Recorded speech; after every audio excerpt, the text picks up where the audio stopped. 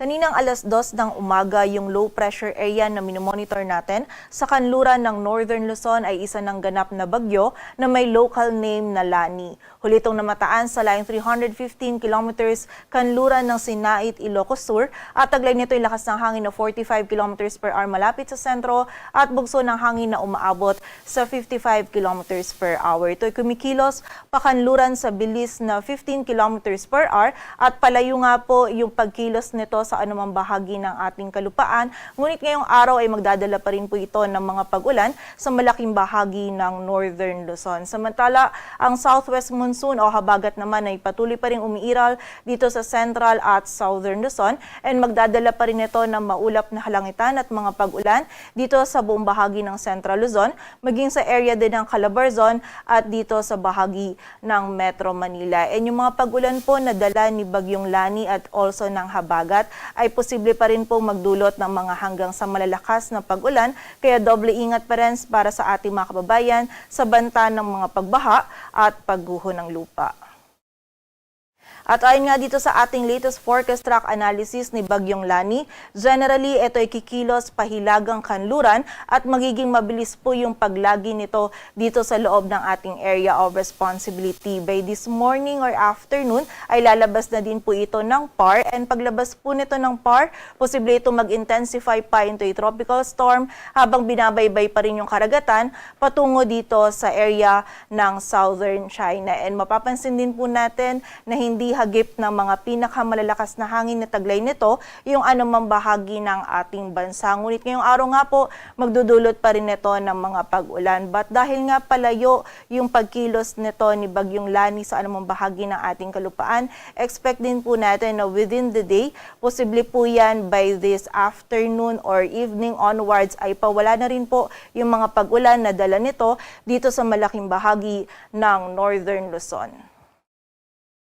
At dahil nga po hindi hagip ng mga pinakamalalakas na hangin na dala ni Bagyong Lani yung anumang bahagi ng ating bansa, ay wala po tayong nakataas na wind signal sa anumang bahagi ng ating kalupaan. Ngunit posible pa rin po yung bugso ng mga malalakas na hangin sa area ng Ilocos Region, maging sa bahagi din ng Cagayan at Isabela.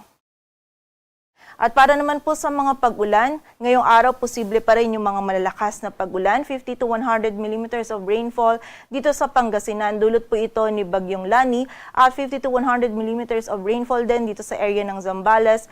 Dulot naman ng habagat. Kaya pag-iingat pa rin sa ating mga kababayan dyan at makipag-ugnayan pa rin po tayo sa ating mga LGU para sa mga aksyon na kailangan nating gawin para sa ating kaligtasan.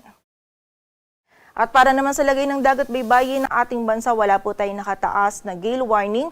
Ngunit iba yung pag-iingat pa rin para sa mga kababayan natin na maglalayag dito sa may western seaboards ng Northern Luzon sapagkat magiging maalon po or katamtaman hanggang sa maalon po yung lagay ng ating karagatan.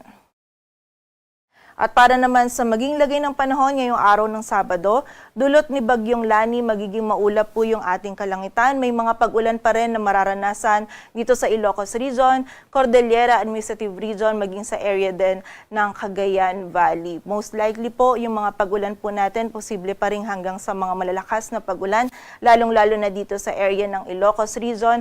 Kaya pag-iingat pa rin sa mga kababayan natin. And ine-expect nga po natin dahil palayo si Bagyong Lani dito sa anumang bahagi ng ating kalupaan, most likely po simula mamayang hapon or gabi ay pawala na rin po yung mga pag-ulan na dala nito ni Bagyong Lani dito sa malaking area ng Northern Luzon.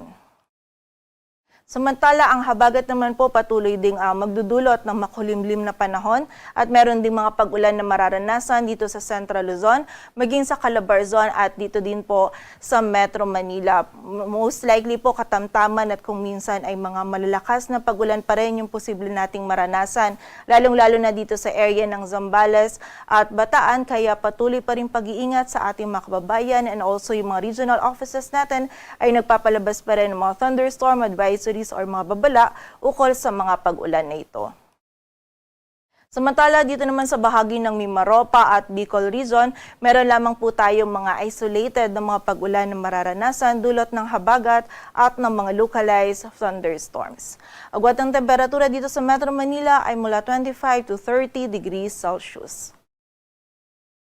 Samantala dito naman sa bahagi ng Palawan, maging sa buong bahagi ng Visayas at Mindanao ay medyo maaliwalas po yung panahon na ating mararanasan. Maliban na lamang yan sa mga posibilidad pa din ng mga biglaan at mga panandaliang pag-ulan, pagkilat at pagkulog lalong-lalo na po yan sa hapon at gabi, dulot ng mga localized thunderstorms. And during severe thunderstorms, posible pa rin po tayong makaranas ng mga katamtaman hanggang sa mga malalakas na pag-ulan na maaari po magdulot ng mga pagbaha at pagguho ng lupa, kaya patuloy pa rin pag-iingat para sa ating mga kababayan.